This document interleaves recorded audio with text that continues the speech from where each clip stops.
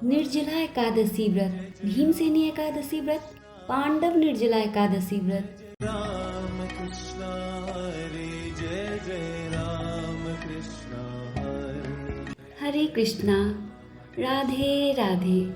18 जून 2024 दिन मंगलवार को है निर्जला एकादशी व्रत। ज्येष्ठ मास के शुक्ल पक्ष में आने वाली इस एकादशी व्रत का अत्यंत ही महत्व है। वैसे तो हमारे सनातन धर्म में अनेकों व्रत हैं, किंतु एकादशी व्रत का सबसे अधिक महत्व है, क्योंकि एकादशी व्रत भगवान श्री कृष्ण को अत्यंत ही प्रिय है। एकादशी के दिन प्रातः ब्रह्म मुहूर्त में उठकर स्नान आदि के बाद हमें भगवान की पूजा करनी चाहिए। तुलसी दल, चंदन, गंगा जल तथा फल आदि का भोग अर्पण करके उनके सामने बैठकर श्री भगवान के पवित्र नाम का जप करना चाहिए।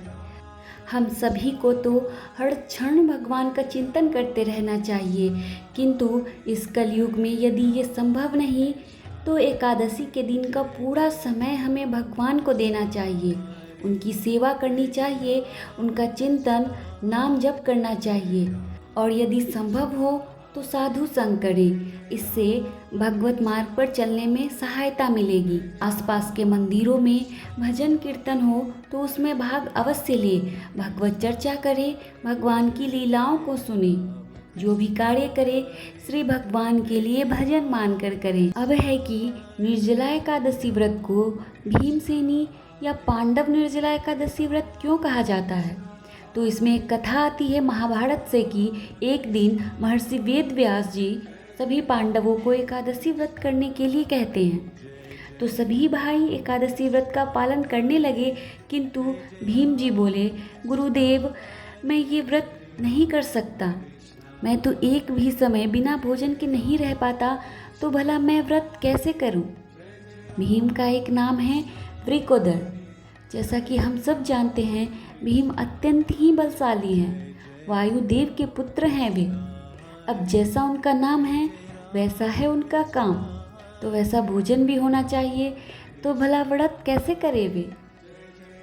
इतने बलशाली भीम भयभीत होकर व्यास जी से पूछते हैं, महर्षि आप ऐसा कोई व्रत बताइए जिस एक व्रत को करने से ही सारे व्रतों के फल मिल जाए। तब वेद व्यास जी पांडवों को निर्जला एकादशी व्रत के बारे में बताते हैं, किंतु हाँ इस दिन जल भी ग्रहण नहीं करना होता है, ऐसा वेद व्यास जी भीम से कहते हैं। और भीम महर्षि वेद व्यास के सुझाव को मानकर इस व्रत को करने लगे और भगवान के निकट आए। इसलिए इस व्रत को भीमसेनी या पांडव निर्जला एकादशी व्रत कहा जाता है। एकादशी व्रत के कई स्तर हैं, हर कार्य के स्टेजेस होते हैं। सबसे उच्च स्तर पर है निर्जला एकादशी व्रत। यदि निर्जला नहीं रह सकता है कोई तो जल ग्रहण करके व्रत का पालन कर सकते हैं। जो केवल जल ग्रहण करके भी नहीं रह पा रहे इस व्रत को, वे फल ग्रहण कर सकते हैं और भगवत कार्यों को करते रह सकते हैं। और जो जल तथा फल दोनों खाकर भी व्रत का पालन नहीं कर पा रहे हैं, वे व्रत वाले भोजन भी पा सकते हैं और अपना व्रत पूरा कर सकते हैं। उपवास का ये अर्थ बिल्कुल भी नहीं है कि हम एक कोने में पड़े रहे या बस समय काटते रहे। इसलिए आप अपने अनुसार व्रत रखें इन सभी स्तरों में से किसी भी स्तर का और भगवान के निकट आएं, क्योंकि ये अधिक महत्वपूर्ण है कि हम अपना अधिक से अधिक समय भगवत कार्यों में लगाएं। एकादशी का व्रत जरूर रखें, क्योंकि ये अत्यंत ही महान और फलदायी व्रत है।